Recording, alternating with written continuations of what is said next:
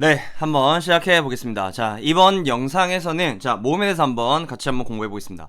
자, 모음 중에서도 우선은 단모음이랑 이중모음이랑 하나씩 배워볼 텐데, 이번 강의에서 이제 배울 내용은 모의고사보다는 내신 시험에서는 자주 나오는 내용이어서 제가 그 암기해야 되는 내용들, 그리고 암기하는 방법들도 하나씩 설명해 드리고, 그리고 모의고사에서는 이해 중심으로 이 단모음과 이중모음에 대한 기본적인 이해만 조금 높이시면 될 것 같습니다. 그럼 한번 시작해 볼게요.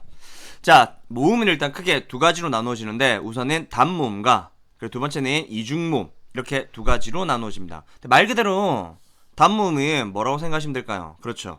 한 번만 발음하는 모음을 단모음이라고 합니다.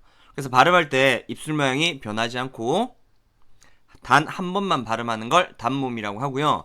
이 단모음에 밑에 보면 체계표가 있는데 이 체계표를 내신 시험에서는 뭘 해 주셔야 되냐면 암기해 주셔야 됩니다. 근데 조금 구분했을 때 학교 내신 시험에서는 암기를 해 주셔야 되고요. 학교 내신도 고1, 고2, 특히나 고1에서는 외워 주셔야 되고 고3 또는 모의고사에서는 외우지 않으셔도 됩니다. 이유는 시험에 출제가 되면 이 체계표 정도는 보기에 제시하고 이 체계표를 얼마나 이해하고 있는지를 물어보는 거지 체계표의 내용 자체를 물어보는 게 아니기 때문에 모의고사에서는 이해 중심으로 가주시면 됩니다. 이해하시죠? 하지만 학교 내신 시험은 전체 이 표를 그릴 수 있을 정도로 외우고 계셔야 돼요. 자, 그래서 이제 모음을 이제 분류하는 기준이 크게 세 가지가 있는데 첫 번째가 혀의 위치. 즉 혀를 발음할 때 혀가 앞쪽에 위치하느냐 뒤쪽에 위치하느냐. 두 번째 혀의 높이. 혀를 높게 해서 발음할 거냐 낮게 발음할 거냐. 세 번째 입술 모양. 즉 입술 모양을 둥글게 할 거냐 평평하게 할 거냐. 이 기준에 따라서 체계표를 만들면 밑에 나오는 단모음 체계표가 나오게 됩니다.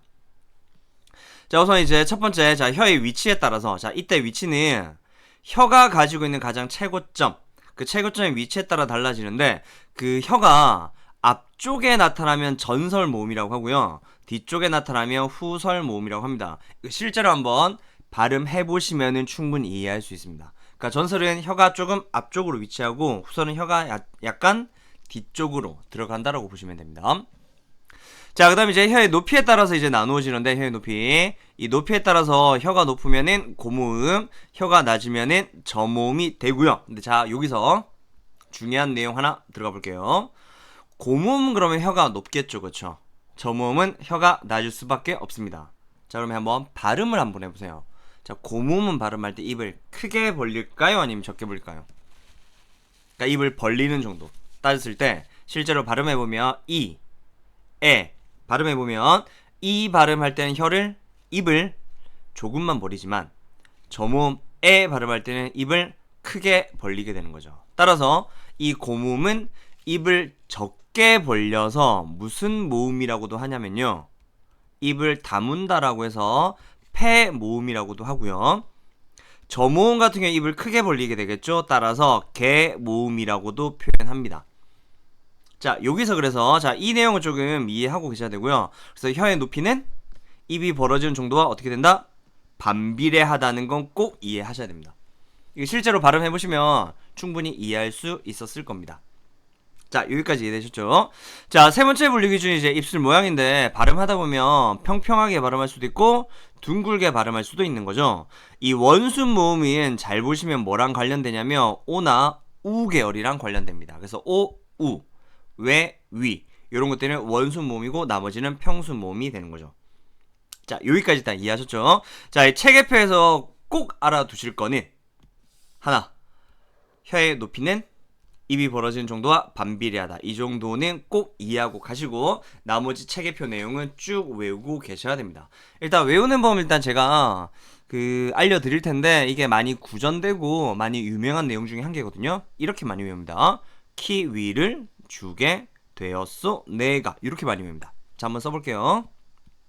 키위를 주게 되었소 내가, 이렇게 외우시면 됩니다. 자, 그리고 또 다른 방법. 자, 이 방법 말고도 이게 첫 번째 방법. 자, 두 번째 방법은 어떻게 외우실 수도 있냐면 이렇게 외울 수도 있습니다. 키위 제외해 금붕어 좋아, 이렇게 외우셔야 됩니다. 그러니까 키위는 빼, 나는 금붕어가 좋으니까. 자, 한번 써볼게요. 키위 위, 제, 외해. 뭐가 좋아서? 그렇죠. 금, 붕, 조, 이렇게 외우셔도 됩니다. 자, 편하신 대로 일단 발음을 편하신 대로 이제 외우시면 되고요. 자, 그런데 하나 조금 알고 계시면 좋은 거 하나 팁을 일단 말씀드리면, 이 후설 모음에다가 이 모음을 결합하면 실제로 잘 보시면 전설 모음이 됩니다. 물론 의와 이만 제외하고 나머지는 다 똑같습니다. 그러면 사실 후설 모음만 외우고 난 뒤에 후설 모음에다가 짝대기를 더해서 전설을 만드셔도 상관없습니다. 그래서 그냥 금붕어 좋아 이것만 외우고 난 뒤에 짝대기를 더해서 키위 제외를 만드셔도 되고요. 이건 편하신 대로 하시면 될 것 같습니다. 자, 여기까지 일단 단모음 총 10개. 자, 외워야 되는 내용이랑 이해해야 되는 내용 제가 일단은 구분해서 말씀드렸고, 자, 이제는 내려가서 이중모음에 대해서 한번 볼게요. 자, 이중모음은 우선 말 그대로 이중으로 발음하는 모음이니까 발음을 두 번 하게 되겠죠. 따라서 단모음과 달리 발음할 때 입모양이 변하는 걸 이중모음이라고 합니다. 그런데 이중모음에서 좀 중요한 것 중에 하나가 발음을 두 번 하겠죠. 두 번 할 때 처음에 발음하는 걸 우리는 반모음이라고 하고, 절반짜리 모음이라는 뜻입니다. 뒤쪽에 발음하는 걸 단모음이라고 발음합니다. 즉 반단이 결합돼서 이중모음이 되는 겁니다.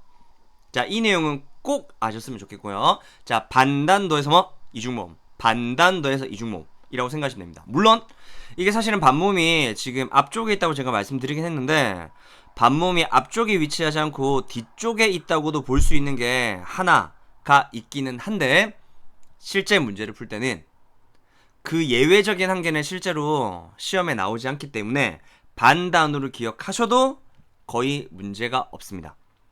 이해되시죠? 자, 이중모음은 그냥 크게 두 가지, 상향 이중모음이랑 하향 이중모음이 있는데, 일단 말이 좀 어렵지만 이렇게 생각하시면 됩니다. 상향이라고 하는 거 이 반모음이 앞쪽에 있다는 뜻입니다. 그리고 반모음은 크게 두 가지로 나누어지는데, 이게 J라고 적혀있는 게 반모음 E를 나타내는 거고요. 그리고 W라고 되어 있는 게 뭐냐면 반모음 O 또는 U를 나타내는 뜻입니다. 그래서 반모음은 크게 두 가지, E 계열 반모음이랑 OU 계열 반모음이랑 크게 두 가지로 나눠집니다. 이걸 흔히 영어로 바꿨을 때 JW로 나누고요.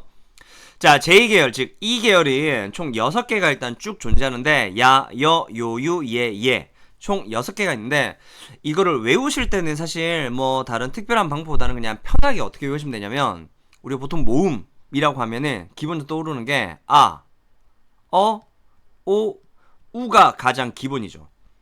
그쵸? 그러면 이거를 조금 활용해서 이 계열 이중모음을 좀 외우시면은 조금 편해집니다. 그럼 어떻게 되냐면, 아를 떠올리고 야, 여를 떠올리고 어를 떠올리고 여, 오를 떠올리고 유, 그리고 우를 떠올리면서 유, 이렇게 합니다. 그리고 난 뒤에 앞쪽에 있는 두 개에다가 짝대기를 더해줍니다. 그러면 예, 이렇게 만들어지는 거죠. 별로 어렵지 않죠. 그러니까 특별한 방법은 아니지만 이렇게 외우면 쉽게 아마 외울 수 있을 겁니다. 자, 그 다음에 이제 W 계열이 O와 U 계열인데, 얘는 좀 쉬워요. 어떻게 되냐면 O로 시작하는 와, 그리고 워, 그리고 왜 이렇게 되는 거고, 역시나 이것도 O나 R을 더해서 와를 하나 만들고 U나 어를 더해서 워를 하나 만들고 난 뒤에 앞쪽에서 짝대기를 하나 더하면 됩니다. 이해되셨죠? 자, 그리고 난 뒤에 자, 하향 이중모음은 뭐냐면, 하향은 말 그대로 뒤쪽에 있는 거고, 이때는 반모음이 뒤쪽에 있는 모음을 나타내고, 이게 바로 뭐냐면 의라고 하는 모음입니다. 그러면 의는 어떻게 분리가 되느냐, 의 더하기 이로 분리가 되고, 이때 뒤쪽에 있는 이를 무슨 모음이라고 보냐면 반모음이라고 보는 겁니다.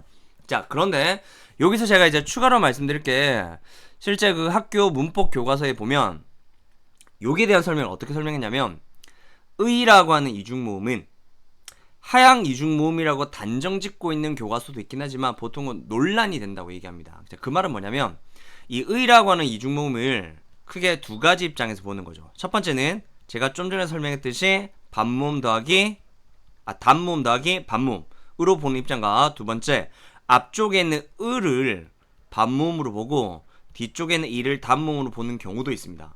근데 중요한 건 둘 다 약간 설왕설래하고 있어요. 즉 논란이 되고 있다는 게 특징입니다. 그 말은 시험에 나오기 힘듭니다. 따라서 그냥 하향 이중모음은 조금 특이한 거기 때문에 그냥 이중모음은 반 단으로 구성되어 있다고 생각하셔도 무방합니다. 자, 여기까지 일단 이해되셨죠? 자, 근데 여기서 일단은 일단 이중모음 11개 일단은 외우시면 되고, 실제 시험 모의고사나 수능에서는 뭘 조금 이해하고 계셔야 되냐면 이중모음을 반단으로 쪼갤 수 있으셔야 돼요. 이게 중요합니다. 쪼개는 거. 둘로 쪼개는 거. 자, 그럼 한번 쪼개볼게요. 자, 야라고 하는 게 있으면 어떻게 쪼개질까요? 야. 그렇죠. 이, 아로 쪼개지겠죠. 자, 여라고 하는 게 어떻게 쪼개질까요? 그렇죠. 이, 어로 쪼개지겠죠. 자, 요라고 하는 거 어떻게 쪼개질까요? 이, 오로 쪼개지겠죠. 자, 유라고 하는 거 어떻게 쪼개질까요? 이, 우로 쪼개지겠죠. 자, 얘라고 하는 건 어떻게 쪼개질까요? 이, 에로 쪼개지고, 얘라고 하는 건 어떻게 쪼개지냐면 이, 에로 쪼개지겠죠. 이해되셨나요? 요 이계열 이중모음을 모음 2개로 쪼갤 수 있는 건 필요합니다. 따라서 지금 보신 6개는 전부 다 반모음 2로 시작하는 거라고 생각을 꼭 하고 계셔야 돼요. 근데 W 계열은 좀 쉬워서 그냥 별로 신경 안 쓰셔도 돼요. 왜냐면 글자 그대로 쪼개면 되니까. 왜냐 와는 오아, 원은 우어, 오에, 우에 쪼개면 되겠죠. 그렇죠? 따라서 W 계열은 그냥 쉽다라고 생각하시면 됩니다. 자, 여기까지 다 이해되셨죠? 자, 그러면 실제 기출문제를 한번 같이 한번 풀어보겠습니다. 자, 보기에 보시면 지금 이렇게 체계표가 주어졌고 이 체계표를 이용해서 지금 실제 문제가 나왔습니다. 자, 1번부터 보실게요. 자, 개, 강아지 발음과 개, 옆으로 가는 꽃게 두 개를 발음 비교했을 때는 자, 체계표에서 한번 찾아보면 강아지 발음할 때는 지금 전설이면서 평소엔 저모음으로 발음을 하는 거겠죠. 그쵸? 그런데 옆으로 가는 개 같은 경우는 어떻게 발음하는 거죠? 중모음으로 발음하는 거죠. 그러면 두 개는 무슨 차이만 존재할까요? 혀의 높이만 차이가 존재하고 전설, 즉 혀의 위치랑 평순, 즉 입술 모양은 동일하다고 볼 수 있습니다.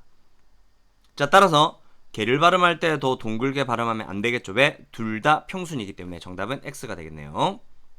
자, 2번 가볼게요.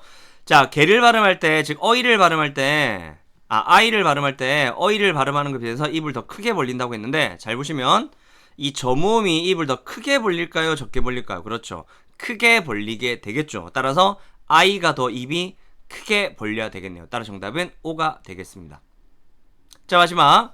자, 개. 아이 발음할 때 개. 어이 발음하는 것에 비해서 혀가 어떻게 되는 거죠? 혀의 높이가 더 낮아져야 되겠죠. 이유는 저모음이기 때문에. 따라서 정답은 O가 되겠습니다. 네, 여기까지 이제 이번 영상에서는 자, 모음에 대해서 한번 쭉 정리를 해봤고요. 이 단모음과 이중모음에 대해서 일단 이해를 기본으로 하시고 필요한 내용들은 제가 외워야 되는 내용들 말씀드린 그대로 외우시면 될 것 같습니다. 자, 그러면 이번 영상은 여기까지 하겠습니다. 네, 고생하셨습니다.